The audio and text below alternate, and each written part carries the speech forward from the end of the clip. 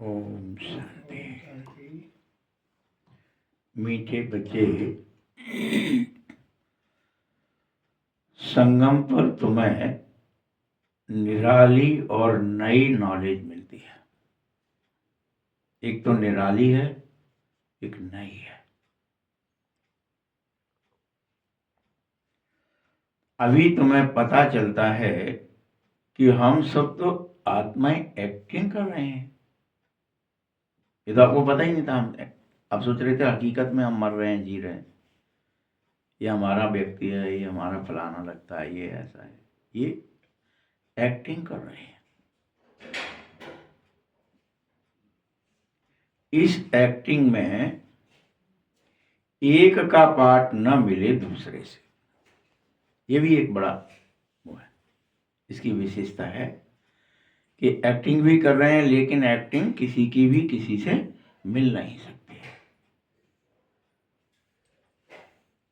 बड़ी विचित्र एक्टिंग है।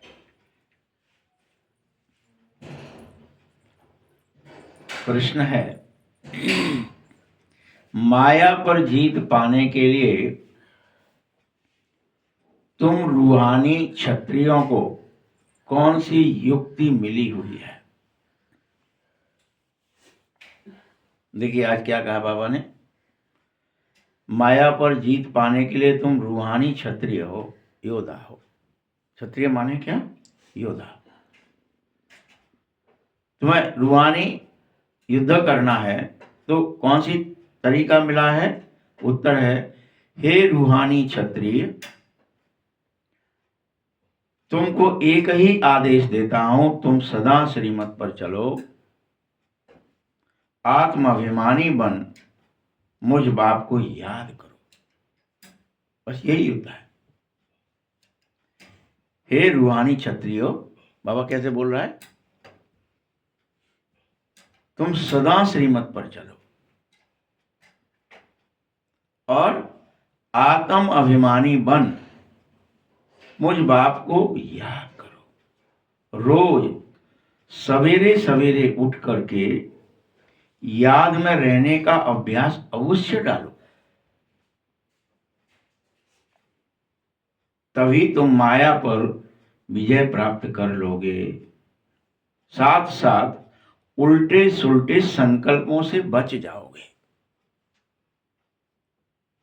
माया पर विजय प्राप्त कर लोगे और उल्टे सुल्टे संकल्पों से बच जाओगे।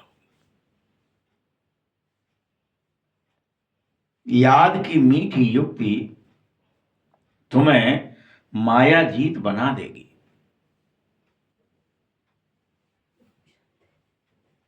गीत है, जिसका साथी है भगवान। ओम शांति। ये मनुष्यों के बनाए हुए गीत भले ही हैं, लेकिन इनका अर्थ कोई कुछ भी जान नहीं सकता है जब तक बाप न बताए।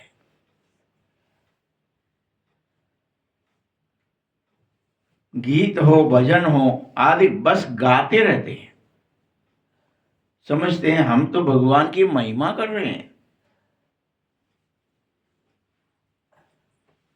भक्त लोग, परंतु जानते तो कुछ भी नहीं है मेरे बारे में। महिमा बहुत करते हैं। तुम बच्चों को कोई महिमा नहीं करनी है। बच्चे भी भला कभी बाप की महिमा करते हैं क्या? कभी नहीं करनी चाहिए। बाबा तो जानता है ना तुम्हें कि तुम मेरे बच्चे हो। इसमें महिमा की क्या बात है? बड़ाई या खुशामद की क्या बात है?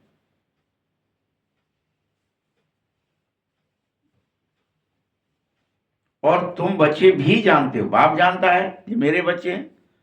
तुम बच्चे भी यही जानते हो कि ये मेरा बाबा है, हमारा बाबा है।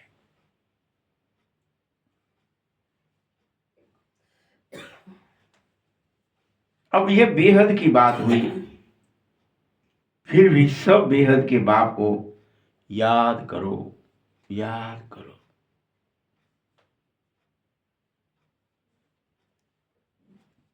अब तक भी याद ही करो।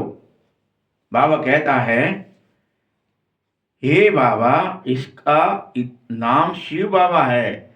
भगवान को क्या कहते हो तुम? हे बाबा। अरे भाई, मेरा नाम शिव बाबा है। हम आत्माएं, वैसे शिव बाबा भी आत्मा ही है, परंतु वह जन्म मरण से न्यारा होने के कारण उसे हम परम आत्मा कहते हैं, परम कहते हैं। उसे हम सुप्रीम भी कहते हैं, और हम सब उसी के बच्चे हैं।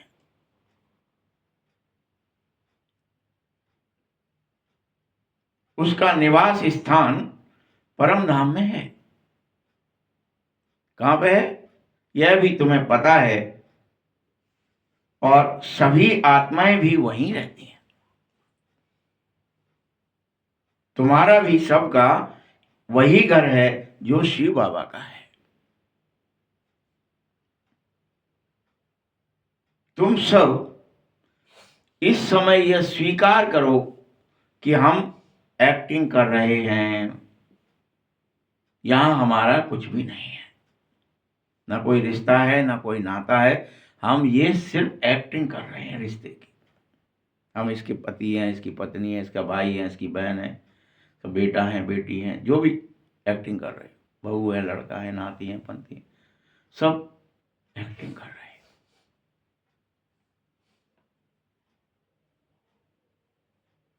तुम यह भी जानो कि ये नाटक चल रहा है, ये हकीकत नहीं चल रही है, डायलॉगबाजी चल रही है, नाटक चल रहा है। और इस नाटक में एक्टर्स नंबरवार होते हैं, और हरेक को पाठ के अनुसार उनकी तनख्वाह भी मिलती है। तुम्हारा जैसा पाठ, तुम्हारी वैसी तनख्वाह। मुख्य हीरो होता है तो सबसे ज्यादा उसको पैसे मिलते हैं। इस पिक्चर में भी क्या ही होता है, यही होता है। साइड हीरो है तो थोड़ा कम, हीरोइन, मुख्य हीरोइन है तो अच्छी पैसा, अनेक और साइड हीरोइन रहती है उनको कम और कम और कम और कम। तो पगार भी, बाबा कहते हैं, तनख्वाह भी हर एक की पाठ के अनुसार फिक्स है। इसको ये पाठ है तो इसकी ये तनख्वाह होगी।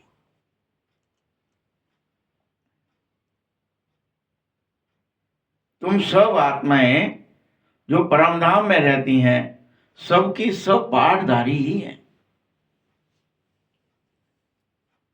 और सभी को नंबरवार पुरुषार्थ अनुसार पाठ मिला हुआ है।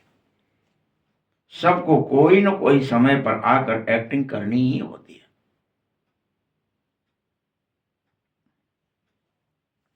रूहानी बाप बैठ तुम रूहों को ये ऐसे समझा रहा है कि कैसे तुम्हारा अविनाशी पाठ इस ड्रामे में नुदा हुआ है, जो कभी मिट नहीं सकता। और सब रूहों का पाठ एक जैसा भी कभी नहीं हो सकता। किसी की भी एक्टिंग किसी दूसरे से मिल नहीं सकती, किसी की भी। इसीलिए सब में ताकत एक जैसी नहीं है। एक्टर के अनुसार एक्टिंग की ताकत है। तुम जानो, वास्तव में सबसे अच्छा पाठ उसका ही है जो पहले पहले शिव की रुद्रमाला में आता है।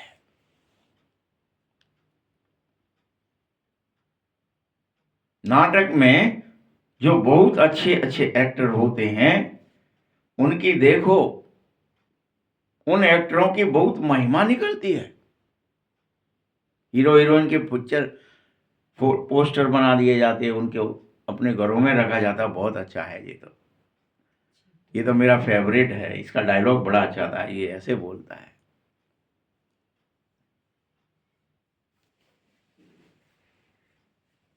जो अच्छे से अच्छे एक्टर होते हैं, सिर्फ उनको देखने के लिए ही लोग जाते हैं, कैसे भी उनको हम देख लें। जो पिक्चर में आया था हीरोइन हीरो, और जो डायलॉग बोल रहा था जिसने इतनों को एक एक एक को मारा 10 मर गए, चलो हम उसको देखते हैं कैसा है भाई।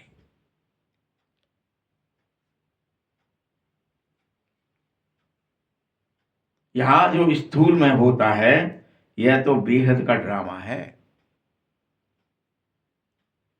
और इस बेहद के ड्रामे में सबसे ऊंचा एक शिव बाबा ही है। वही ऊंचे से ऊंचा एक्टर है, डायरेक्टर है, क्रिएटर है, सब कुछ है।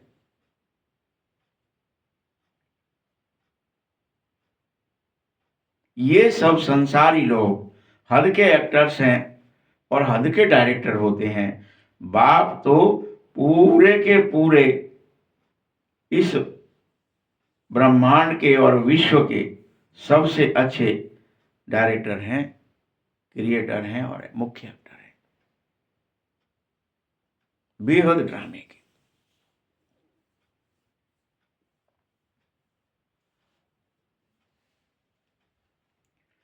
बाबा को अपना बहुत छोटा पार्ट मिला हुआ है,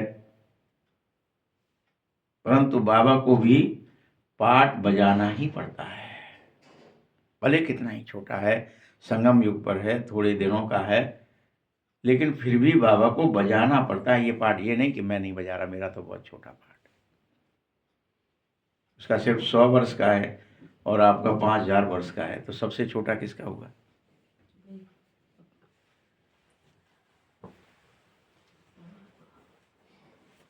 पाठ आत्मा बजाती है, परंतु देह अभिमान के कारण सब कह देते हैं कि मनुष्य का ऐसा पाठ है।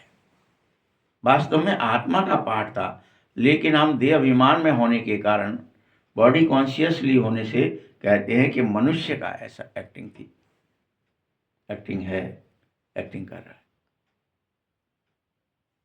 बाप कह रहा है, बच्चे सारा का सारा पाठ तो आत्मा में ही भरा है, पूरे बेहद ड्रामे का। इसीलिए आत्माभिमानी तुम्हें बनना ही होगा, दूसरा कोई उपाय ही नहीं है।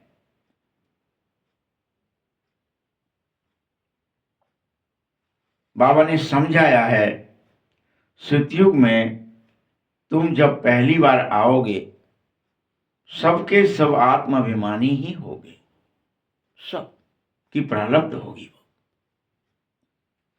सोल कॉन्शियस हो जाएंगे। निराली प्रारब्ध है ये।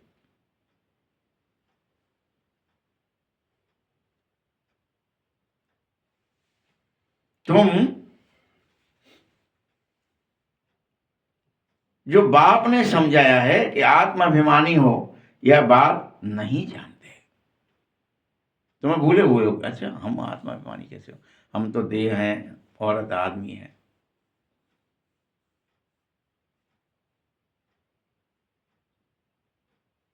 यहां कलयुग में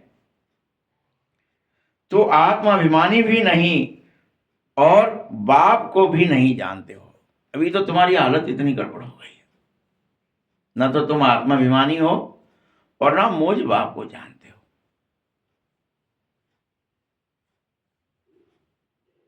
तुम संगम पर अभी आत्माभिमानी बन जाओ और मुझ बाप को भी जानो, पहचानो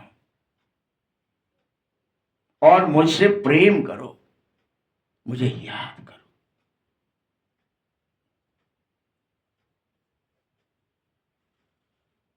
तुम ब्राह्मणों को ये विशेष और निराली नॉलेज मिल रही है जो तुम्हारे अलावा किसी के पास नहीं है।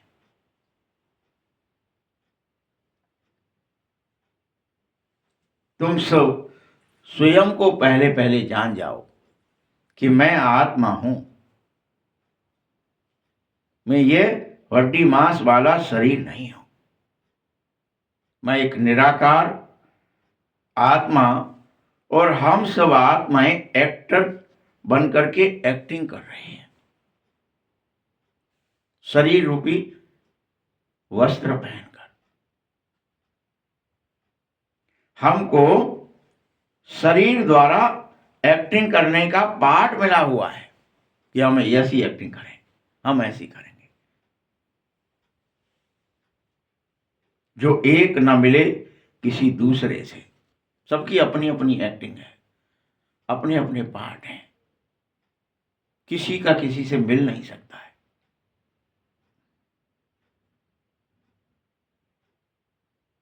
यह सारा पाठ आत्मा में नूद होता है बच्चों। यूं तो जो नाटक बनते हैं वह भी पाठ आत्मा ही धारण करती है। जो नाटक में आपको एक्टिंग करने को मिलती, रामलीला में मिले या कहीं भी मिले, कोई भी पिक्चर में मिले, वो सब पाठ आत्मा को ही धारणा करनी पड़ती है। पाठ भी आत्मा ही लेती है, चाहे अच्छा ले। आत्मा ही कह रही है इस समय कि मैं गवर्नर हूं, मैं फलाना हूं, मैं प्रधानमंत्री हूं, मैं राष्ट्रपति हूं, मैं नेता हूं। यह आत्मा कह रही है।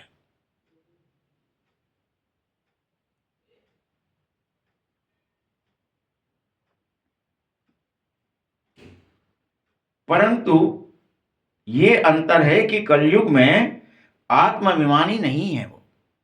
तो शरीर को ही गवर्नर या इतने सब में फलाना हूं, ये सब देह अभिमान में कह रहे हैं कि मैं ये देह, इस देह का नाम ये है, गवर्नर है, इस देह का नाम प्रधानमंत्री राष्ट्रपति है, इस देह का नाम नेता अभिनेता है।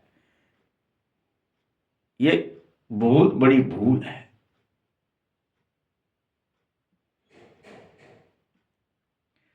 सतयुग में तुम स्पष्ट समझेंगे कि मैं आत्मा ही लक्ष्मी नारायण हूं, राधा हूं या कृष्ण हूं। मैं आत्मा हूं। वहां प्रत्येक को आत्माभिमान होगा ही होगा। कोई नहीं समझेगा मैं देह हूं।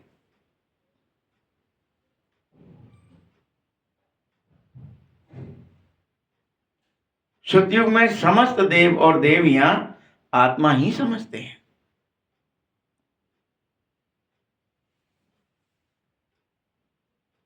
और उन्हें प्रतिपल ये याद रहता है, यह शरीर रूपी वस्त्र हमने एक्टिंग के लिए लिया है, एक शरीर छोड़ जट दूसरा लेंगे और दूसरी एक्टिंग करेंगे।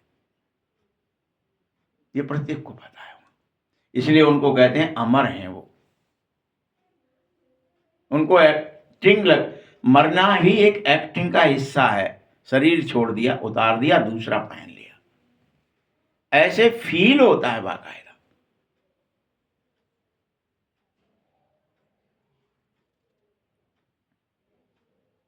याद रखो, वहां मुझ परमात्मा को कोई नहीं जानता। सतयुग में तुम नहीं जानोगे कि कोई अलग से भगवान होते भी हैं। कोई नहीं जानोगे।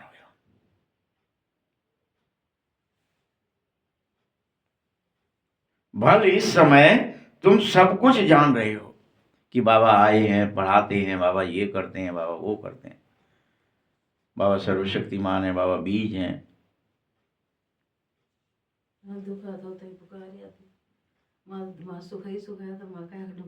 नहीं, ढूंढते नहीं, जानते भी नहीं है। वहां अज्ञानता कर दी जाती है। आत्मा को जानते हो, आत्माभिमान में रहते हो, आत्मा अभिमान की एक्टिंग करते हो, आत्मा समझकर ही हर कर्म करते हो। देवी देवता सब आत्मा ही समझते हैं, परंतु वहां परमात्मा को कुछ कोई अस्तित्व पता नहीं रहता।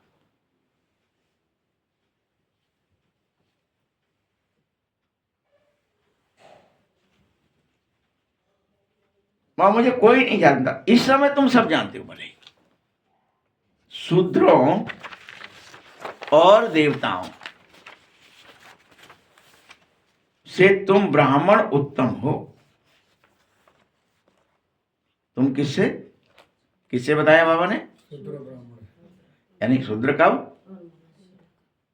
कलयुग में। देवता कब? सतयुग में। इन दोनों से तुम उत्तम हो। इस समय ब्राह्मण उत्तम होते हैं, शूद्रों से भी और देवताओं से। अब यह बात यहाँ स्थूल में किसी से कहेंगे तो बुरा मान जाएगा आदमी कि ये तो ब्राह्मणों की बड़ी महिमा कर रहे हैं। ब्राह्मण माना क्या? जब तुम आत्मा भी जानो, परमात्मा भी जानो, ड्रामा भी जानो, आदि भी जानो, मध्य भी जानो, अंत भी जानो, एक्टिंग को पूरी को 5000 वर्ष की है ये जानो। नहीं, बाबा संग परमात्मा के हो। आप समझे नहीं? इस समय आप माया के नहीं हो, इस समय आप देवताओं के नहीं हो, मतलब आप दैत्यों के नहीं हो। तो दैत्यों के मतलब शूद्र। आपको शूद्र का पना कुछ नहीं है। स्त्री पुरुष का वो जो भान था, जिसको हम आत्माभिमान में आ गए, आत्माभिमान में आ गए तो ब्राह्मण हो गए, पवित्र हो गए। निर्मल कैसे होते हैं? बाबा की याद से पवित्र होते हैं। तो हम शूद्र नहीं रहे। और हमको पूरा रोज के रोज बाबा इतना अथाह ज्ञान देते कि हमारे को त्रिकालदर्शी, त्रिनेत्री, त्रिमूर्ति, यानी हमको सब पता है कि अच्छा ऐसे एक्टिंग चलती है, ऐसे एक्टर होते हैं। हमको इस समय सतयुग भी पता है, त्रेता भी पता है, द्वापर भी पता है, कलयुग भी पता है, संगम भी पता है। सतयुग में जाके नहीं पता रहेगा। वहां यह भी नहीं रहेगा कि कोई और युग भी होते हैं कि क्या होते हैं, नहीं रहेगा। इसलिए बाबा कहते हैं तुम ब्राह्मण सबसे उत्तम हो, देवताओं से भी, क्योंकि ईश्वर की संतान हो। यहां वहां फिर तुम किसकी संतान कहलाओगे? देवता। बस ये हीरे तुल्य जीवन है। वो उसकी तुलना किससे की गई है? सोने जैसा रह जाएगा। तो सोना ज्यादा कीमती है कि हीरा? हीरा ज्यादा। और सत्युग में सब सुखी रहते हैं, इसलिए भगवान को जानते नहीं। वहां भुला दिया, अभी के अभी भूल जाओगे। जैसे ही विनाश होगा ना, सो भूल जाओगे। परमधाम जाओगे फिर भूल जाओगे। मेमोरी लैस हो जाती है वहां पे जाकर के। परमधाम जाते ही कुछ मेमोरी नहीं रहती है। लौट के आए, बस यही याद है मैं आत्मा हूं, मैंने ये शरीर रूपी वस्त्र पहन लिया है, मैं एक्टिंग कर रहा हूं, इतना ही रहेगा। पुराना जानोगे तो दिक्कत आ गई। बोलो, इतने ढेर ब्राह्मण कहां से आएंगे जो बनेंगे? लाखों आ रहे हैं अभी प्रदर्शनी में। तो जिसने अच्छी तरह से समझा है, ज्ञान सुना है, वह प्रजा तो बनेगा ही बनेगा। ज्ञान का असर कभी खत्म नहीं होता। एक बार कुछ भी धारणा किया आपने, वो मिटती नहीं है। ये बड़ी विशेषता है संगम की। ज्ञान जो सुन लिया, समझ लिया, आत्माभिमान में आए, बाबा याद आया, मतलब वो कभी मिटेगा नहीं। भले ही हाँ नारायण नहीं बनोगे, लेकिन प्रजा में तो आना ही पड़ेगा। इतना ज्ञान का असर है। एक एक राजा की बहुत बहुत प्रजा होती है, तुम प्रजा बहुत बना रहे हो। इसीलिए प्रदर्शनियां, प्रोजेक्टर, मेले कोई समझकर अच्छे भी बन जाएंगे, सीखेंगे, योग भी लगाएंगे, अभी वह निकलेंगे और निकलते जाएंगे। याद रखना, प्रजा भी निकलेगी, फिर साहूकार, राजा, रानी और सब तरह के गरीब अमीर सब निकलेंगे ज्ञान में, संगम पर।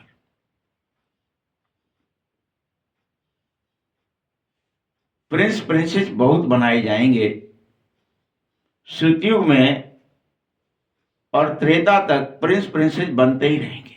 ऐसा नहीं कि सिर्फ 8 होंगे, सिर्फ 8 व 108 तो नहीं होंगे, लेकिन अभी सब बन रहे हो और बनते भी जाओगे।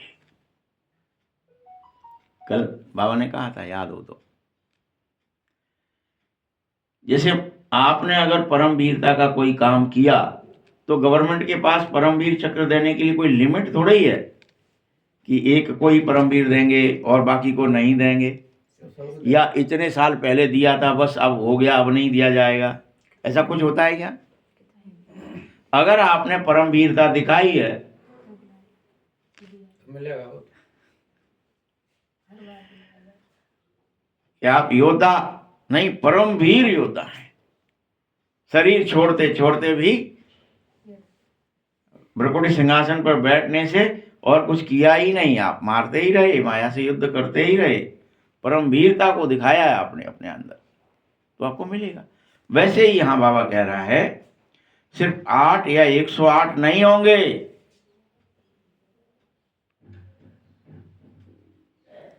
अभी सब बन रहे हो, सब बनो। बाप नहीं चाहता कि तुम्हारे अंदर कोई लिमिट हो जाए। बाबा क्या चाहता है? जितने आए हैं, जितने सुन रहे हैं, वो सब सही सुने, पूरा सुने, और सबके सब एक नारायण पद में चले जाएं, नारायणी बन जाएं। बाबा नहीं चाहते ऐसा कोई कोई फेल हो जाए, या कोई सप्लीमेंट्री आ जाए, या कोई प्रजा बन जाए। बाबा नहीं चाहता। बाबा चाहते सब नारायण बने, सब लक्ष्मी बने, सर्वगुण संपन्न, 16 कला संपूर्ण, संपूर्ण निर्विकारी सब बन जाएं। किसी के अंदर आलस न रहे, अलवेलापन न रहे, अज्ञान न रहे। ये बाबा चाहता है।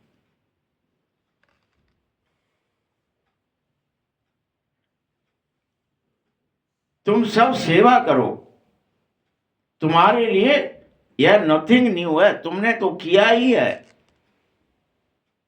एक्टिंग करी ही है। तुमने कोई फंक्शन किया, यह भी कोई नई बात नहीं है। हर काम तुम अनेक बार कर चुके हो, फिर संगम पर यह धंधा करो। और क्या करोगे?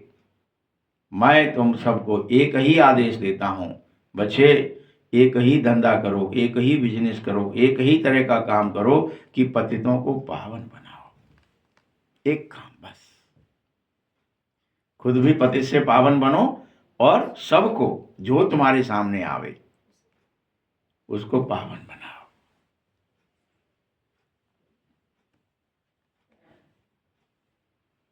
इसको कहा जाता है वर्ल्ड की हिस्ट्री, ज्योग्राफी कहा जाता है इसको। नंबरवार तो हर बात में होता ही है, ऐसा कोई नहीं है जो नंबरवार होता नहीं है।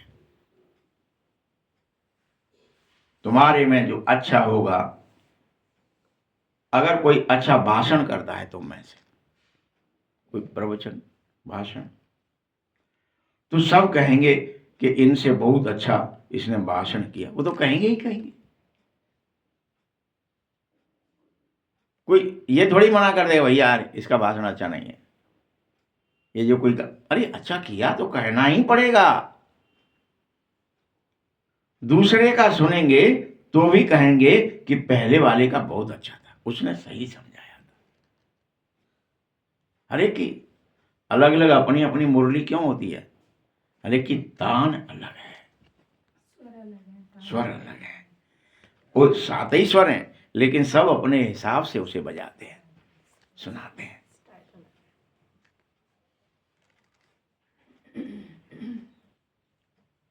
तो दूसरे का सुनेंगे तब समझ में आएगा, तीसरा फिर उनसे सीखे, तीखा होगा तो कहेंगे ये तो उससे भी तीखा है।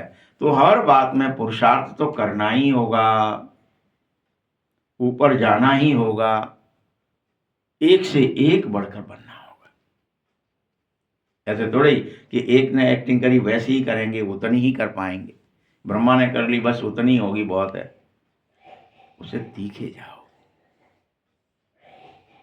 जब तक नहीं कोई जा पा रहा है तब तक आप उसको ही समझ रहे हैं यही सबसे अच्छा है, यही। अरे तुम्हारे अंदर ताकत है, तुम्हारे पास मुरली है, तुम्हारे पास तान है, तुम बजाओ।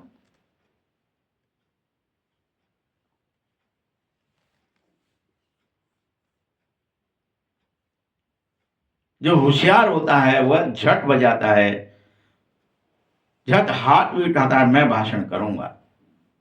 अभी तुम सब पुरुषार्थी हो, और तुम्हें एक से बढ़कर एक बनना चाहिए, ढीले नहीं हो जाना चाहिए कि मैं क्या ही भाषण कर पाऊंगा, उन्होंने इतना अच्छा बोल दिया, अब मैं तो उसके सामने कुछ भी नहीं हूं। ऐसा नहीं करो।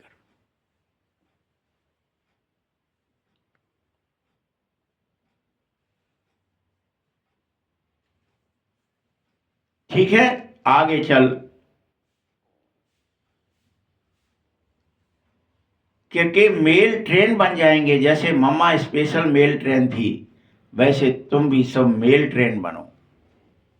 मेल ट्रेन मतलब पहले पैसेंजर होती थी, फिर मेल होती थी, बहुत बड़ी बात मानी जाती थी उस समय जब मुरली चल रही थी तब, फास्ट, कि उससे आगे तीव्र निकलने वाली। मेल क्या होती थी, पैसेंजर हर जगह रुक रही है, रुक रही है, रुक रही है, तब जा रही होती है। आज भी कोई पैसेंजर ट्रेन चलती है तो क्या ही करती है वो, लेकिन मेल होगी तो सीधा एक से बहुत दूर जाके फिर से दूसरे बड़ा स्टेशन पर ही रुकेगी। तो बाबा बोल रहा है कि मेल ट्रेन बनो। मम्मा स्पेशल मेल ट्रेन थी, बाबा का तो पता ही नहीं पड़ता, क्योंकि यहाँ तो ये दोनों ही इकट्ठे हैं कि कौन मेल है यहाँ पे, कि ये पैसेंजर ट्रेन है कि कौन सी ट्रेन है, इसका नहीं पता। लेकिन मम्मा का पता चलता कि वो तो बाबा से भी आगे निकल गई।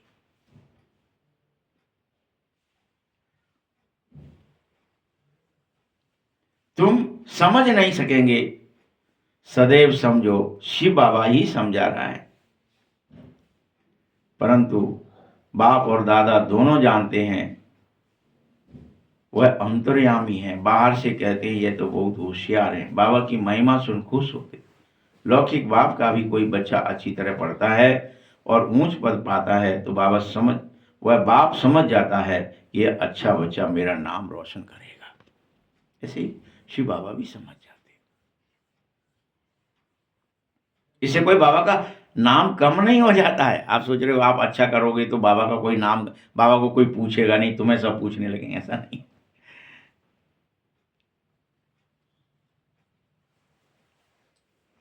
यहां भी समझो फलाना बच्चा इस रूहानी सेवा में बहुत होशियार है। मुख्य तो भाषण ही है, बाप का संदेश देना है, समझाना है। बाबा से मिलना भी बताया जाता है कि किसी को 5 बच्चे थे तो कोई ने पूछा तुमको कितने बच्चे हैं, तो बोला कि 2 ही बच्चे हैं।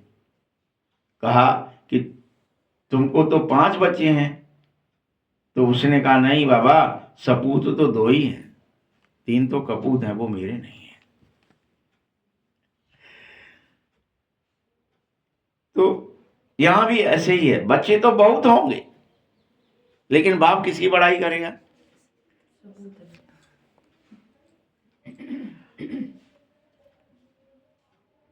बाप कहेगा कि ये देखो ये डॉक्टर निर्मला बच्ची बहुत अच्छी है। बाप अभी तुम सबके सामने कह रहा है, वहां होंगी ना डॉक्टर निर्मला दादी जो थी उनकी बात चल रही है। बहुत अच्छी है, बहुत प्रेम से लौकिक बाप को भी समझाया इसने। उसने क्या काम किया वहां उस समय, बच्चों को ये काम कठिन लगता है ना कि अपने बाप को समझा पाना, मतलब बड़ा कठिन है। इसने अपने लौकिक बाप को समझाया और सेंटर खुलवा दिया घर में।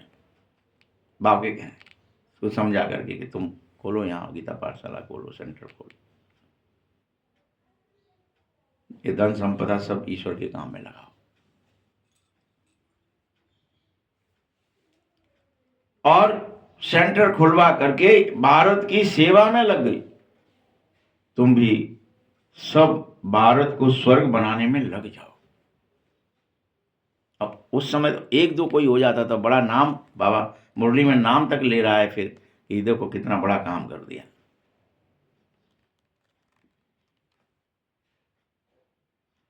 तुम यह समझो कि तुम ब्राह्मण बनकर ही भारत को स्वर्ग बनाते हो। इस समय भारत को नरक इस रावण ने बनाया है और तुम आत्मा रूपी सीता को कैद में डाला है। लेकिन तुम सीता है, अभी रावण की कैद से बाहर निकलो। बाकी शास्त्रों की दंत कथाओं के चक्कर में न रहो। रियल में तुम्हें अभी इस रावण के नरक से बाहर निकलना ही होगा। काम क्रोध लोभ मोह से बाहर निकलना ही होगा, इसको मारना ही होगा।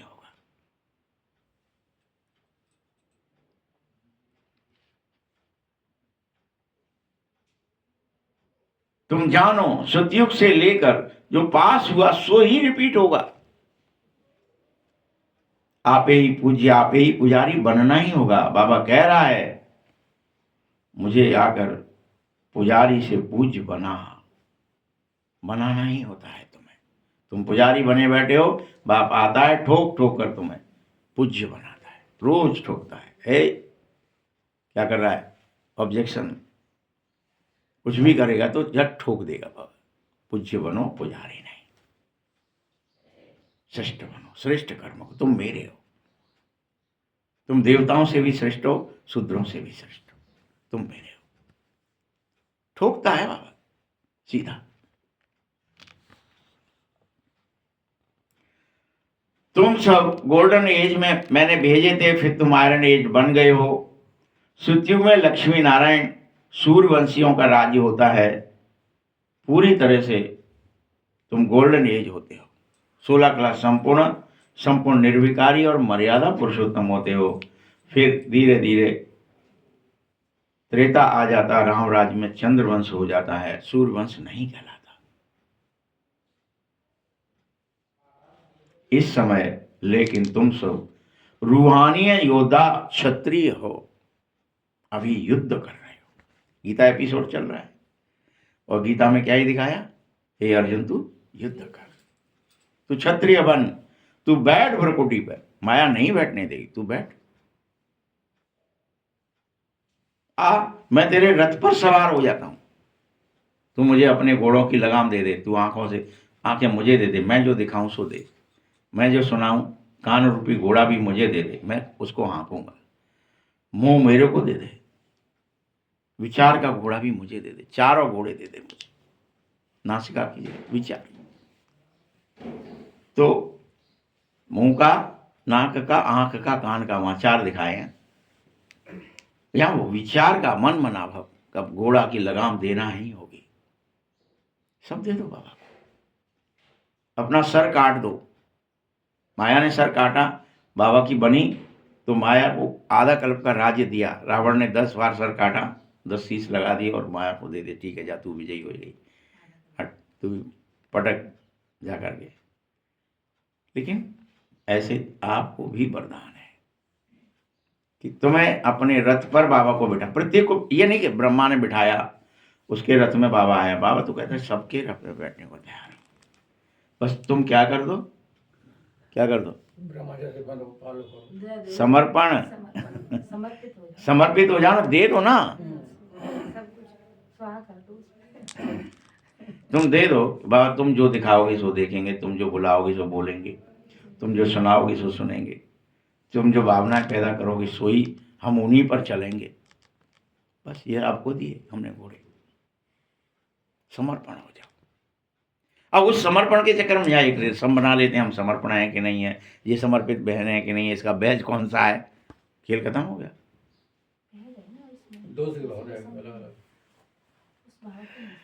तो भाव को भाव हो जाता है, बार बार गड़बड़ हो जाती है। ओरिजिनल ज्ञान कब छिप जाए, किस बात से छिप जाए, पता नहीं चलता।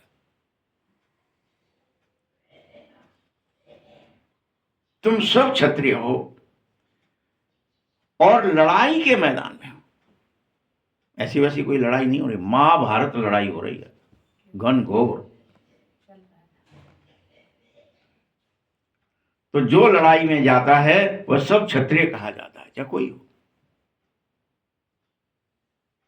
चेक करो, आप क्षत्रिय हैं, आप लड़ाई के मैदान में हैं, आप दोनों सेनाओं के बीच में हैं और आप युद्ध के लिए तैयार हैं कि नहीं, कि गीता ही सुनते रहेंगे? रोज युद्ध करो, रोज गीता सुनो। तुम रूहानी क्षत्रिय हो, लेकिन कहीं स्थूल क्षत्रिय की बात नहीं कर लेना। कौन से क्षत्रिय हो? हाँ, बाकी वह जिस्मानी क्षत्रिय होते हैं, उसको कहा जाता है, वो बाहुबल से लड़ते हैं। और शुरू शुरू में तो वहां मल्लयुद्ध हुआ करती थी बाहों से, इसलिए बाहुबल कहा गया। आओ, मल्लयुद्ध कैसे होता है, इसीलिए उसे बाहुबल कहा गया। मल्लयुद्ध करते, तो यहां दिखा दिया महाभारत में मल्लयुद्ध किया, अर्जुन को ले गए, भीम को ले गए और जाकर के जरासंध से क्या किया, मल्लयुद्ध किया, बाहुबल दिखाया, ललकारा। आपस में लड़ते थे, फिर विजय को पाते थे। लेकिन अब तो ऐसा नहीं, अब तो बम आदि बनाए गए हैं, परंतु तुम्हारे लिए तो तुम अभी भी क्षत्रिय हो, वह भी क्षत्रिय हैं। तुम माया पर जीत पाओ, श्रीमत पर चलो। वो भले ही किसी पर जीत पाए या ना पाए, लेकिन तुम्हें पाना है। किस पे पानी है तुम्हें? किससे युद्ध है तुम्हारा? माया से। कौन ऑब्जेक्शन करेगा? याद में बैठोगे तो कौन तुमसे युद्ध करेगा? माया करेगी।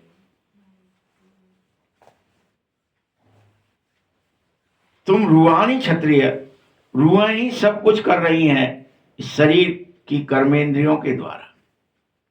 कर्मेंद्रियां कुछ नहीं कर रही हैं। आंख नहीं देख रही है, आंख तो मुर्दे के होती है कि नहीं होती है? अगर आंख देख रही है तो फिर देखती ना। फिर कान नहीं सुन रहा, कान सुन रहा होता तो मुर्दे का भी सुनेगा, उसका कान कटता थोड़ी है। सब घोड़े रहते हैं, लेकिन वो जो रथी है वो नहीं होता, रथ होता है, इसलिए उसको अरथी बोलते हैं। अब रथी नहीं है, इसमें रथ है बस। सारथी तो बाबा है, सारथी आत्मा सारथी नहीं है, सारथी तो रथी है, खुद है, मालिक है। अर्जुन का रथ है, अर्जुन मालिक है, उस पर भगवान को बिठा लेता है सारथी, रथ में सहयोग करने वाला। सारथी तुम बाबा को बनाओ, उसको अपनी लगाम दे दो घोड़ों की। बताए ना जगह सारथी हम बन जाएंगे, लेकिन लड़ना तुम्हें पड़ेगा। तो वो बात ही हमारी है। रूह ही सब कुछ करेंगी। रूह को बाप आकर सिखा रहा है, बच्चे एक ही बात सीख जाओ, तुम मुझे याद करो, फिर माया खाएगी नहीं तुम्हें, माया खाएगी नहीं। अभी माया क्या कर जाती है तुम्हें?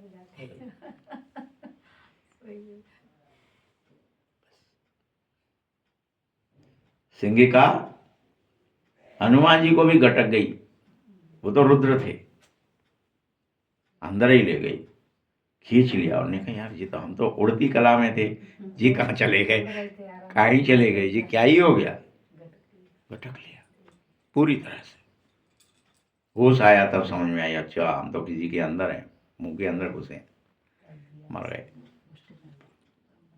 फिर खोला, गदा दी, फलाना किया, बहुत सारी कथा लिख दी है। तो यहां युद्ध करना है। माया अगर तुम मुझे याद करेंगे तो माया नहीं खाएगी, तुम्हारे विक्रम भी विनाश हो जाएंगे मेरी याद से, और तुमको उल्टा सुल्टा संकल्प बिल्कुल नहीं आएगा। अभी जो उल्टे सुल्टे संकल्प आ रहे हैं तुम मुझे दे दो, कोई उल्टा सुल्टा संकल्प आएगा ही नहीं, क्योंकि तुम्हारे पास टाइम ही नहीं होगा मेरी याद।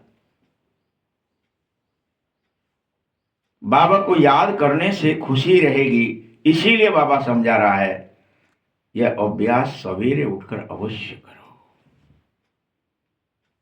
सवेरे सवेरे जब पूरी तरह रात में आप चार्ज हो गए हो, आपकी बैटरी चार्ज हो गई है, मन शांत हो गया है, बुद्धि स्थिर हो गई है, फिर याद करो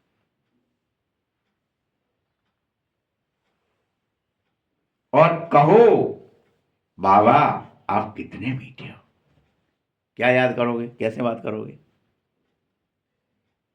धन्य है आप, क्या हम इतने अब पूरे क्लब बाद मिले हो, 24 घंटे बाद फिर से मिले हो। आज कल कहा था आपसे, कैसी युद्ध रही, क्या रही, चक्कर आया नहीं आपने अभी भी। तो यहाँ बाबा कहता है कि तुम मुझसे कैसे करोगे रूहान, बाबा आप कितने मीठे हो। चेक करो किसका, कौन कहता है, कौन कह पाता है, कौन बाबा को साक्षी मान लेता है सामने, अपने बुद्धि से मन से अपने रथ पर स्वीकार कर लेता है, बाबा मेरे रथ पे आ गया है, अब मैं उससे बात कर रहा हूँ। वहां किसकी बातचीत दिखाई गई है युद्ध में? अर्जुन और कृष्ण आपस में ही तो कह रहे हमारा रथ इधर ले चलो, अर्जुन बीच बीच में कहता, तो भगवान कहते नहीं इधर नहीं, इधर चलते हैं, ये यहाँ ऐसा करो, तुम ऐसा नहीं ऐसा करो, तुम ऐसा नहीं ऐसा करो, तुम इसे मारो, तुम इसको ये करो। अब वो फिर भी तो एक दूसरे से बात हो रही है ना। वो बाबा मीठे हो ऐसे कौन कह पाएगा? कह पाएगा ना। धिक्कार है मुझे, क्या कहने लगा कि भीष्म ने मेरे प्रभु से उनकी मर्यादा ही तोड़वा दी, उठ करके कृष्ण ने सुदर्शन चक्र की जगह पहिया उठाया और घुमा करके वो फेंकने लगे। ये प्रभु पाए पकड़ रहे हो, नहीं तुम मत करो जी, तुम अपनी प्रतिज्ञा तोड़ रहे हो। और मेरे का होगा फिर तुम्हारे मेरे चक्कर में तिहाई बदनामी है जाएगी तुम्हारी अपनी प्रतिज्ञा। मेरे चक्कर में मैं मरा तो मत जान दो तुम, लेकिन तुम प्रतिज्ञा मत तोड़ो। पाए पकड़ लिए, नहीं कहीं कोई बात नहीं है। तो उधर वो भी उतर आए, उन्होंने भी प्रणाम किया। चलो अब मेरा काम पूरा हुआ, मैंने तो अब तुम्हारे से नहीं कहा ठीक है मैं तो तोड़ ले हूँ। भाई बाबा अपनी प्रतिज्ञा तोड़ने को तैयार है तुम्हारे चक्कर में, सोच लो। उसकी जो प्रतिज्ञा है कि मैं देह में नहीं आऊँगा, देह नहीं बनूंगा, उसने किसके लिए प्रतिज्ञा तोड़ी है ये बताइए। फिर वो बोल भी रहा है, वो सब काम भी कर रहा है तुम्हारे हैं, वो प्रतिज्ञा तोड़ करके खड़ा है कि कोई बात नहीं, मैं ड्रामे में प्रतिज्ञा भी तोड़ने को तैयार हूं, बस तुम सुधर तो जाओ, तुम मान तो जाओ, तुम मेरे तो बन जाओ, मैं तो कुछ भी करूंगा तुम्हारे लिए। मेरी प्रतिज्ञा की कोई वैल्यू नहीं, तुम्हारी प्रतिज्ञा की वैल्यू है। अर्जुन की प्रतिज्ञा नहीं टूटने दी, अपनी प्रतिज्ञा तोड़ ली। देखो बाबा का कमाल। इसलिए तुम रोज रुडवान में क्या कहेंगे, आप कितने मीठे हो। कह पाते हो? चेक करो, कब कह पाओगे? जब आपको कुछ याद रहेगा कि बाबा कितना मीठा है, कि वो प्रतिज्ञा तोड़ के मेरे रथ पे आ गया, जो कि मेरा रथ तो गंदा है कैसा है, अभी मेरे विचार अच्छे नहीं है, को विचार भी हैं बीच में है? मैं पूर्ण पवित्र भी नहीं हूँ, तो भी बाबा ने प्रतिज्ञा तोड़ के गंदगी में मेरे को उठाने के लिए आ गया है। वाह वाह वाह, तू कितना मीठा है। आत्मा ही कहेगी, आत्मा ही बात करेगी अपने बाप से, किसी और से थोड़ी कर रहे हो कोई। तुम ही करो, तुम ही अपने रथ पे बुलाओ और रोज बुलाओ बाबा। अपन ये जान बैठे और मान बैठे कि वो तो एक अर्जुन ने बुलाया और उसके लिए भगवान आए, उसके रथ पर बैठे, उसको गीता ज्ञान दिया, प्रत्येक को दे रहा है, प्रत्येक के रथ पर बैठा है, लेकिन एकांत में, अकेले में, अमृत वेले, वहां तुम करो तो रूटवान, तुम बुलाओ तो उसे अपने रथ पर, आजा तू कितना मीठा है। मैं दीन हीन दरिद्री दुखी अशांत अपवित्र, तो भी तू आ गया, वाह प्रभु धन्य है तू कितना मीठा है। अपन समझ ही नहीं पा रहे इन बातों। अपन तो ऐसे बस शब्द पढ़ा, बाबा मीठा है, तो हम कल से पता चलो सब कहोगे बाबा तू बहुत मीठा है। अरे ये सती का मुंह सर उठाओ, बगल वाली का नहीं ऐसे बा ने कही है तो हम कहे, किसी एक की एक्टिंग दूसरे से मिल ना सके भाई। तो तुम्हारे अंदर उमड़े प्यार, अंदर से निकला, तो नकल करने की बात थोड़ी है कि आ, आ, ई तुमने पढ़े तो हम आ, ई पढ़ दे, बात तो खत्म हो गई। नहीं, फीलिंग।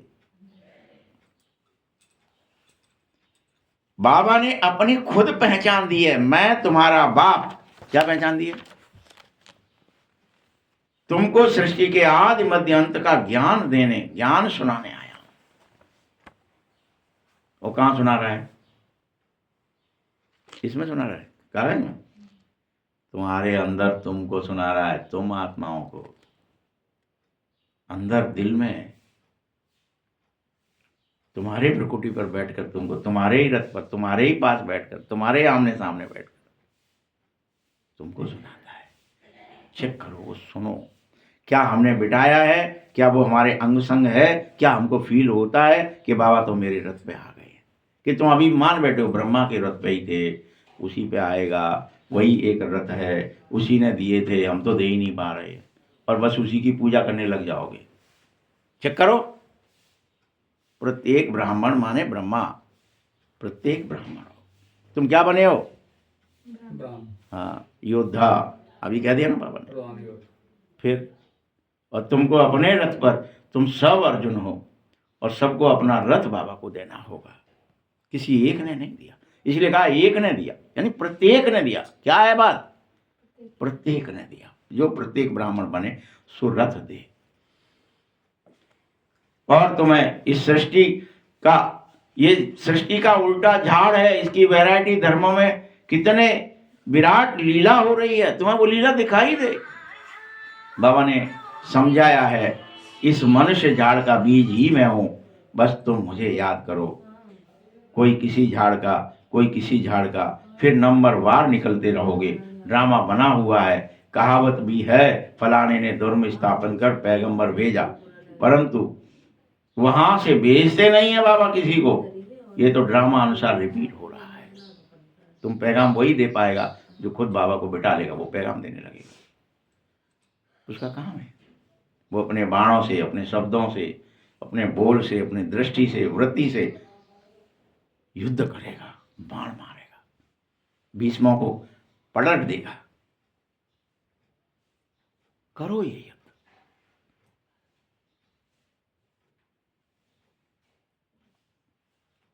एक ही धर्म, एक ही राजधानी स्थापित हो रही है। यह दुनिया में कोई जान ही नहीं पा रहा कि अभी संगम है, कोई नहीं जान पा रहा। तुम्हें बता दिया तो तुम रटे घूम रहे हो बस। तुम्हें भी पता नहीं है कि रियल में संगम माने मिलन।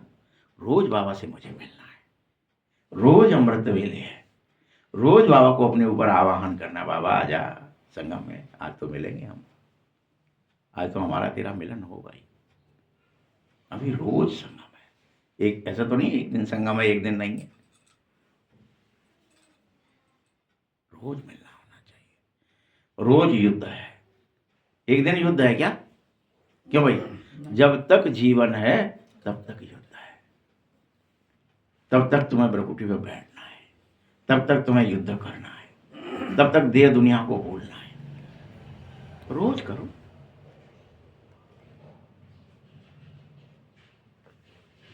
ये संगम है, विनाश की ज्वाला प्रज्वलित हो रही है।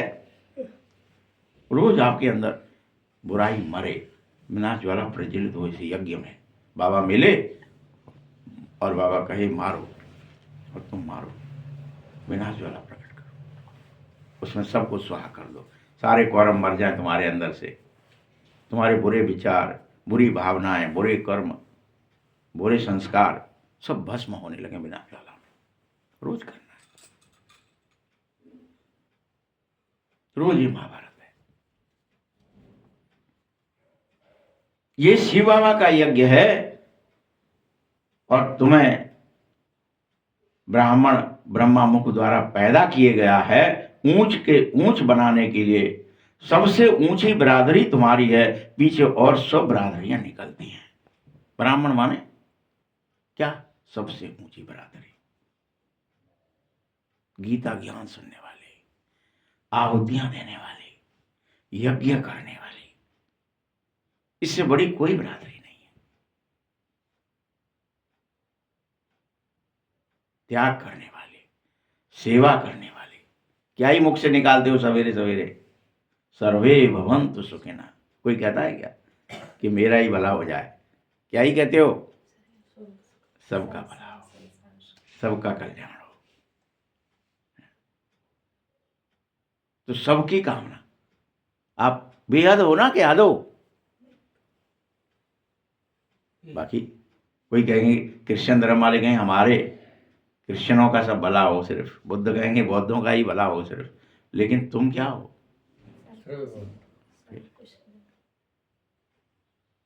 वो है तुम, वो हो तुम। बाप तुम्हें वही शिक्षा रोज दे रहा है, तुम विश्व कल्याणी, विश्व कल्याण करो।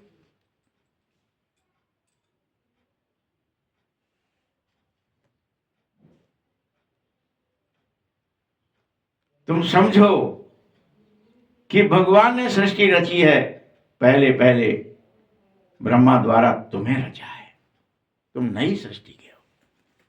भगवान ने सृष्टि रची है और सबसे पहले ब्राह्मण रचे हैं, ब्रह्मा रचा है,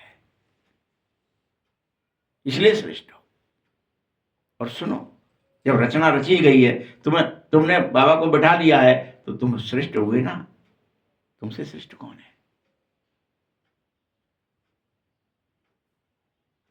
ये नहीं कि मियाँ मिट्टू बन जाएंगे, अरे हम तो श्रेष्ठ हो गए आज से। वही श्रेष्ठ है जो युद्ध कर रहा है, वही श्रेष्ठ है जो गीता सुन रहा है, वही श्रेष्ठ है जो अपने अकाल तख्त पर नशीन हो गया है, तभी तो वो दिल तख्त पर होगा। भाई दिल तखत पर बैठना है, बाबा के गोद में बैठना है कि नहीं बैठना है? अच्छा, सबको दूसरा तखत है ना वो, तो फिर विश्वराज्य तखत मिलेगा। तो आपको करना है कि नहीं ये काम? करना ही पड़ेगा कि बाबा की गोद में बैठ जाए।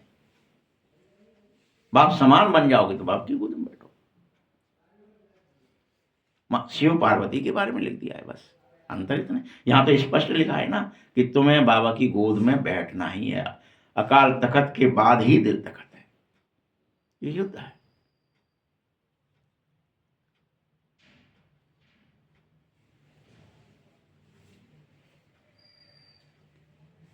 तो आकर बाप दुखी सृष्टि से सुखी बनाता है, इसीलिए बुलाते हो, बाबा दुख हरता सुख करता आ जाओ।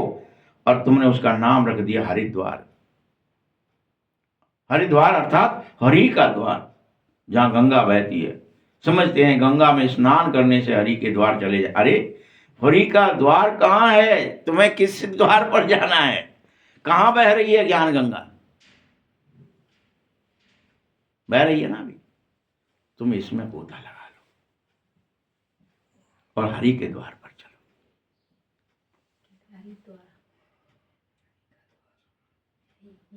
बाबा के द्वार पर चलो। फिर वहां कृष्ण को कह देते हैं हरि का द्वार तो शिव बाबा है बच्चों, और कोई नहीं। दुख हरता सुख करता, पहले तुम जानो अपने घर जाना है तुम्हें, ये स्वीकारो।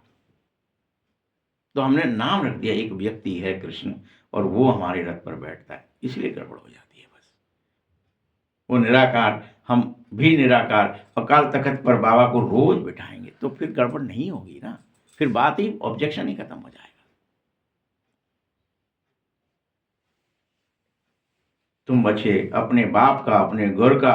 अभी मालूम पड़ गया ना तो बाप की गद्दी थोड़ी ऊंची है, फूल है ऊपर में, फिर युगल दाना है, बैजंती माला सो विष्णु की माला है, गले का हार है, फिर विष्णु के राज्य के अधिकारी हो। ब्राह्मणों की माला नहीं हो सकती है, क्योंकि क्या होता है, तुम घड़ी घड़ी टूट जाते हो, कभी ब्राह्मण फिर कभी शूद्र, फिर ब्राह्मण फिर शूद्र। ये बड़ी गड़बड़ है तुम्हारे अंदर। अभी मुरली सुनते में तो तुम क्या हो रहे हो? पूरी तरह ब्राह्मण हो, बाबा ब्रकुटी, बाबा अमृत वेले, लेकिन तुरंत शूद्र बन जाते हो, स्त्री पुरुष बन जाते हो। इसीलिए माला नहीं बन सकती। कब मर जाए, कब कौन फूट पड़े, कब कौन पिचक जाए, कब किसको अभिमान आ जाए, देह अभिमान आ जाए, क्रोध आ जाए, लोभ आ जाए, मोह आ जाए, खेल खत्म हो गया। बाबा की बताई बात चौपट हो गई। अरे ये क्या है, ये कैसे घूम रहे हैं? किसके बदनामी है? तुम तो कह रहे ये तो भ्रकुटी बैठ गए, ये तो चिल्ला रहे, चीख रहे हैं, ये काहे के बैठे हैं? बैठ जाओगे तो फिर ये तो शांत ही नहीं भाई। इसीलिए बाबा कहता घड़ी घड़ी टूट जाते हो, घड़ी घड़ी। बाबा को पता है ये बात, तभी तो कह रहा क्षत्रिय बन जा भाई। है रोज देखते हो, सब जानते हो। बाबा तो जानता है ना, इसीलिए तो कह रहा घड़ी घड़ी टूट जाते हो। तो बाप समझता है यह बात, इसलिए आज ठीक हो, कल तूफान आ गया, ग्रहचारी बैठ गई, ठंडे पड़ गए, योग खत्म, आग बुझ गई। कोई ग्रहचारी पड़ गई माने घर गृहस्थी का काम आ गया, उसमें डूब गए, तो क्या हो गया? ठंडे पड़ गए। क्या कह रहा है बाबा? वो जो जोश था, वो जो होश था, वो भी गंवा बैठे, जोश भी खत्म हो गया। काहे की प्रकृति कहाँ? अरे मोड़ा बीमार है, मोड़ी जो है, ये फलानो ऐसा है, वह ठिकानो मरेगा, वह ठिकानो जिंदा है। फंस गए, ग्रहचारी बैठ गए, फिर भूल गए काहे की प्रकृति कहाँ, बाबा कहाँ बुलाना है, कब बुलाना है, काहे की गुड मॉर्निंग सब भूल गए। तू बहुत मीठा है कहना ही भूल गए, कड़वा देखने लगे। इसीलिए माला नहीं बन रही। बाबा कह रहा है, मैंने देखा है बच्चों, मेरा बनंती। क्या कह रहा है बाबा? फिर से सुन लो। मेरा बनंती, आश्चर्य से आशीर्वत कथ, मेरी बात सुनंती। आश्चर्य से, अच्छा हम ही हैं, ओ हम ही हैं, अच्छा हम ही हैं, ब्राह्मण बन गए हम स्वयं से देवतम ते बड़े हैं। अच्छा, आशीर्वत बात सुनंती, कथंती, फिर कहने भी लगता दूसरे से, अब हम ब्राह्मण हैं, तुम बताओ ना, अब हम ब्राह्मण हैं, कथंती। ध्यान में जावंती, जाते चली भी जाते हैं ना, माला में फिरवंती, माला में फिर जाते हैं, माला भी बना देता है बाबा। फिर dot dot dot dot dot करके बाबा फिर कहता तो भी एकदम भागंती और चांडाल बनंती। क्या बन गए? चांडाल के भी बाबा। भागंती तो चांडाल बनंती, सही बात है। फिर बन गए वही शूद्र। भाग के फिर करेंगे का वही काम करेंगे जो पहले करे। भागंती और चांडाल बनंती। चांडाल बना है। तो बताओ फिर मैं कैसे माला बनाऊं तुम्हारी? तुमसे ही पूछ रहा है। अच्छा बताओ, तुमसे सबसे पूछ रहा है कि सबके साथ ये हो रहा है। इसलिए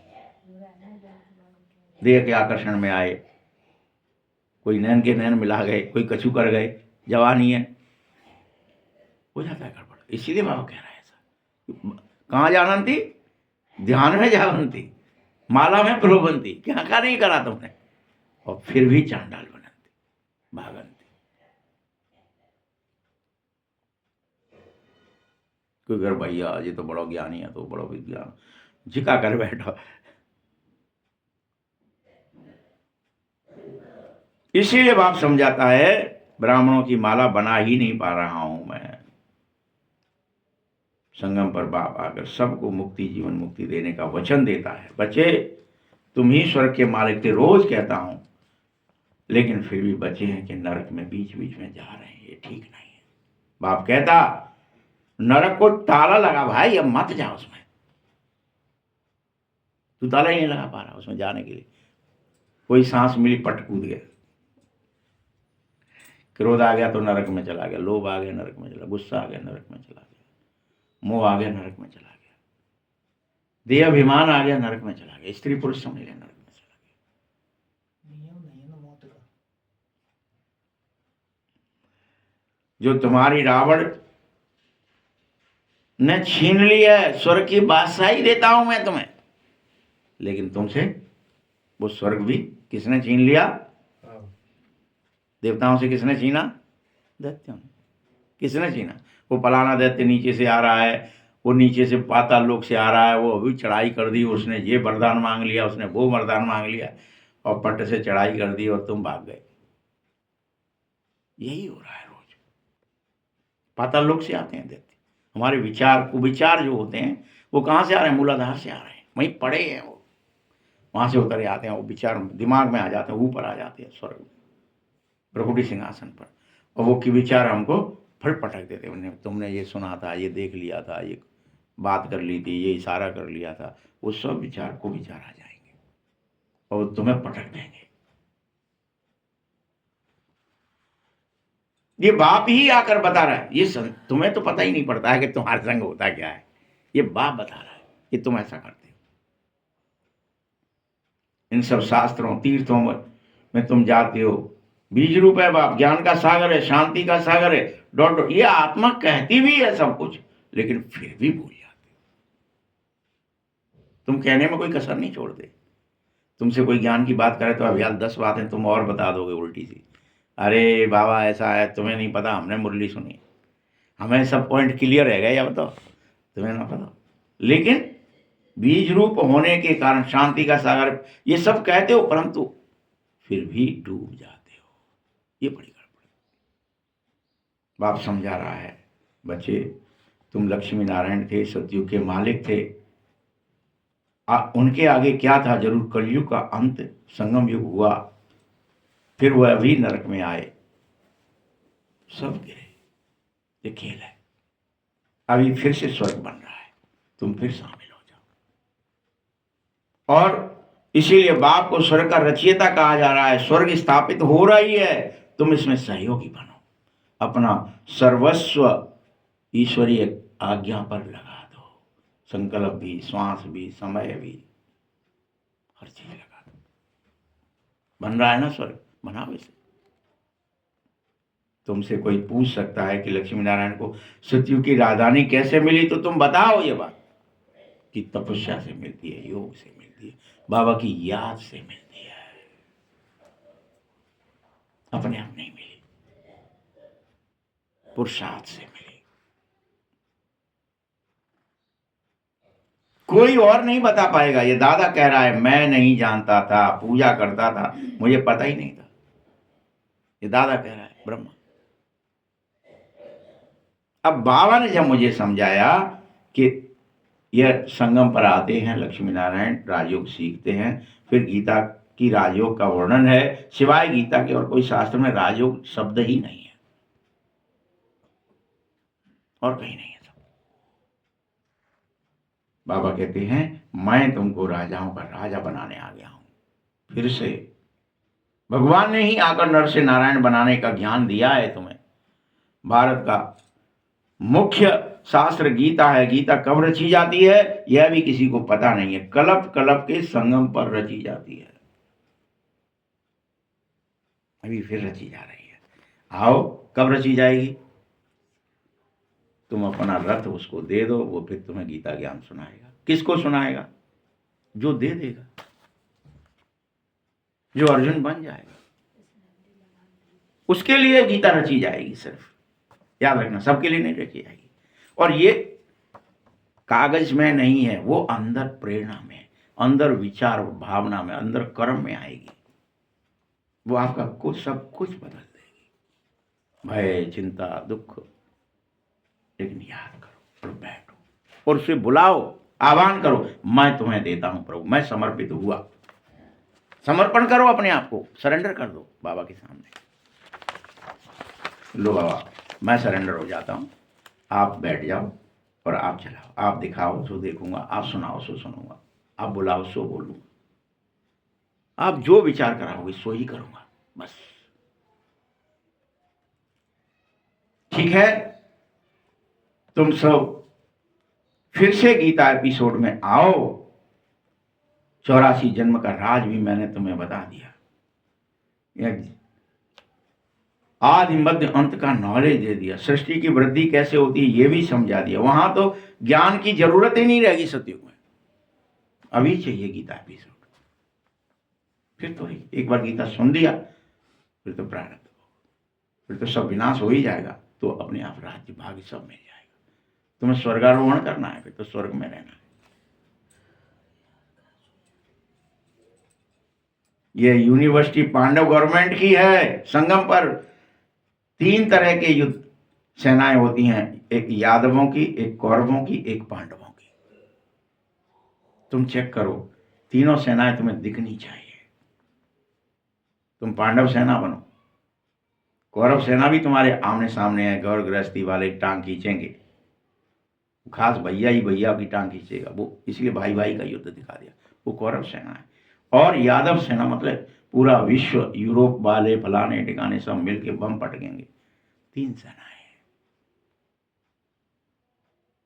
इसलिए सामने दिखाएं। बाबा समझाता है कि यादव कौरव विनाश करत भय, विपरीत बुद्धि हुए, एक दूसरे को गोली गाली सब देंगे। गाली भी देंगे, गोली भी देंगे।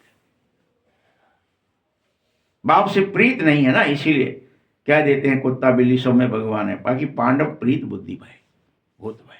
तो तुम प्रीत करो, बिठाओ ना मुझे गद्दी पर, सिंहासन पर, प्रीत करो। पांडवों का साथी स्वयं भगवान है, परमात्मा है। पांडव माना रूहानी पंडा। ये जिस्मानी पंडे नहीं कह रहा हूं, तुम रूहानी पंडे हो। वहां गए हर जगह घाट पे बैठे पंडा, हम पंडा हैं, आओ क्या पंडा हमें, तुम ये करो, तुम ये करो। तुम रूहानी पंडे। अच्छा, मीठे मीठे सकीले बच्चों प्रति माता पिता बाप दादा के याद प्यार और गुड मॉर्निंग। रूहानी बाप की, रूहानी बच्चों को नमस्ते। रूहानी बच्चों की भी बाप दादा को बहुत बहुत याद प्यार और नमस्ते। धारणा के लिए मुख्य सार है, आत्म अभिमानी मन इस बेहद के नाटक में हीरो पार्ट बजाओ। हर एक एक्टर का पार्ट अपना अपना है, इसीलिए हर एक को अपना ही बजाना है। किसी के पार्ट में रीस नहीं करो कि उसका पार्ट अच्छा है तो उसका हम बजा लें, क्या रीस नहीं करो। आपको अपने पार्ट में आना है, आपको अपने खुद को बनाना है, खुद को समर्पित करना है। दूसरे से क्या ही देखना, क्या ही लेना देना कि वो आगे निकल गया हम पीछे रह गए, वो जल्दी से उसने अपना सब कुछ दे दिया, हमने नहीं दे पाया। रीस नहीं करो। दूसरा पॉइंट है, सवेरे सवेरे उठकर स्वयं से और मुझ बाप से बातें करनी है। किससे करनी है? बाप से करनी है, खुद से करनी है। अभ्यास करना है कि मैं इस शरीर की कर्मेंद्रियों से अलग हूँ। अपने से क्या बात करोगे? बार बार क्या करोगे? मैं कर्मेंद्रिय से अलग चलो। हाँ, मैं कर्मेंद्र, मैं आँख नाक कान मुंह हाथ पैर नहीं हूँ, मैं इनसे अलग हूँ। बाबा आप कितने मीठे हो, ये जरूर कहो। आप हमें सृष्टि के आदि मध्य अंत का ज्ञान दे देते हो, कितने मीठे हो आप। वरदान है बाबा के संस्कारों को अपना निजी संस्कार बनाने वाले व्यर्थ व पुराने संस्कारों से मुक्त भव। आप कैसे हो जाओ? पुराने और जो विकारी संस्कारों से मुक्त हो जाओ और बाप के संस्कारों को निजी संस्कार बना लो, बाप समान। कोई भी व्यर्थ संकल्प, पुराने संस्कार, देह अभिमान के संबंध, आत्मिक स्वरूप के संस्कार बाप समान करो। जैसे बाप सदा विश्व कल्याणकारी है, परोपकारी है, रहम दिल है, वरदाता है, डॉट डॉट डॉट, बहुत सारा कुछ है। ऐसे स्वयं के संस्कार नेचुरल बन जाए। संस्कार बनाना अर्थात संकल्प बोल कर्म स्वतः ही उसी प्रमाण कर्म करें, अनुभवी हो जाए। जीवन के संस्कार एक चाबी है जिसमें स्वतः चलते रहते हो, फिर मेहनत करने की बिल्कुल तुम्हें जरूरत ही नहीं है। स्लोगन है आत्मिक स्थिति में स्थित रहे, अपने रथ द्वारा कार्य कराने वाले ही सच्चे पुरुषार्थी हैं। आत्मिक स्थिति में स्थित रहे, अपने रथ शरीर द्वारा कार्य कराने वाले सच्चे पुरुषार्थी। शरीर युद्ध करेगा, शरीर पर बाबा को बिठाओ और युद्ध करा। अव्यक्त इशारे हैं, जैसे बाबा ने सबको कोने कोने से ढूंढ कर निकाल लिया है। तुम सब कहीं किसी भी कोने में छुपे थे, किसी गांव में, मोहल्ले में, घरों में, बाबा खींच रहा है सबको। वो जो उसके होंगे वो निकल आएंगे। सब निकले क्या? लेकिन वृक्षों की डालियां अब एक ही चंदन का वृक्ष हो गया है। लोग कहते हैं 2-4 माताएं भी एक साथ इकट्ठी हो जाएं तो बगैर बातचीत रह नहीं सकती हैं, लेकिन आप माताएं सारे विश्व में एकता स्थापित करने के निमित्त हो। यही आपकी आपसी ताकत, एकता बाप की प्रत्यक्षता जरूर करेगी। ओम शांति।